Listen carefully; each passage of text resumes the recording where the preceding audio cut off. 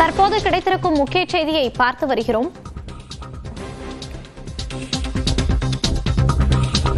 பீகார் தேர்தல் எப்போது என டெல்லியில் ஆலோசனை நடத்தப்படுகிறது. கூடுதல் விவரங்களோடு இணைகிறார் நமது செய்தியாளர் சுசித்ரா. சுசித்ரா, விவரங்கள். பீகார் மாநிலத்திற்கான சட்டப்பேரவை தேர்தலுடைய பல்வேறு ஆலோசனையை தற்பொழுது தலைமை தேர்தல் ஆணையர்கள் நடத்தி வருகிறார்கள். 2 நாள் பயணமாக பீகார் சென்றுள்ள அவர்கள் பாட்னாவில் தற்பொழுது அதிகாரப்பூர்வ ஆலோசனையை தொடங்கியுள்ளார்கள்.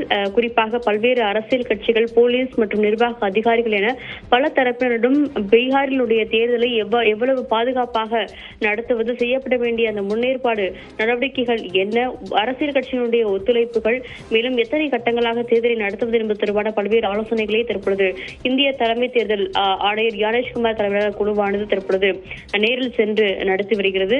குறிப்பாக இந்த வரும் நவம்பர் 22ஆம் தேதிக்குள் பீகாரினுடைய சட்டமன்றத்தினுடைய கால அவகாசம் முடிவடைய இருக்கும் நிலையில் 243 தொகுதிகளுக்குமான அந்த ஒரு தேர்தலை விரைவில் நடத்துவது தொடர்பான ஆலோசனை தான் தேர்தல் ஆணையமானது மேற்கொண்டு அதற்காக நேரில் ஆய்வுகளையும் தேர்தல் ஆணையர்கள் மேற்கொண்டு வருகிறார்கள். இன்றைய ஆலோசனை கூட்டத்தில் பாஜக உள்ளிட்ட தேசிய ஜனநாயக கட்சியினுடைய கூட்டணிகள் பீகாரில் ஒரே கட்டமாக தேர்தலை நடத்த வேண்டும் என்ற ஒரு கோரிக்கையை முன்வைத்துள்ளது மிக முக்கியமாக பார்க்கப்படுகிறது. வரும் 28ஆம் தேதி வரை விழா காலமாக குறிப்பாக சத் பூஜையினுடைய கொண்டாட்டங்கள் மாநிலம் முழுவதும் நடத்தப்பட்டு வரும் நிலையில் அது 28ஆம் தேதிக்கு பிறகு தேர்தலுக்கான தேதிகளை அறிவிக்க வேண்டும், தேர்தலை நடத்த வேண்டும் என்ற ஒரு கோரிக்கையை பாஜகவானது இன்றைய ஆலோசனை கூட்டத்தின் பொழுது தலைமை தேர்தல் ஆணையரிடம் முன்வைத்துள்ளது மிக முக்கியமாக பார்க்கப்படுகிறது. பாஜக மட்டுமல்லாமல் காங்கிரஸ் உள்ளிட்ட அனைத்து கட்சிகளுமே தங்கள் தரப்பு கருத்துக்களையும் இந்த ஆலோசனை கூட்டத்தில் தற்பொழுது முன்வைத்து வருகிறார்கள்.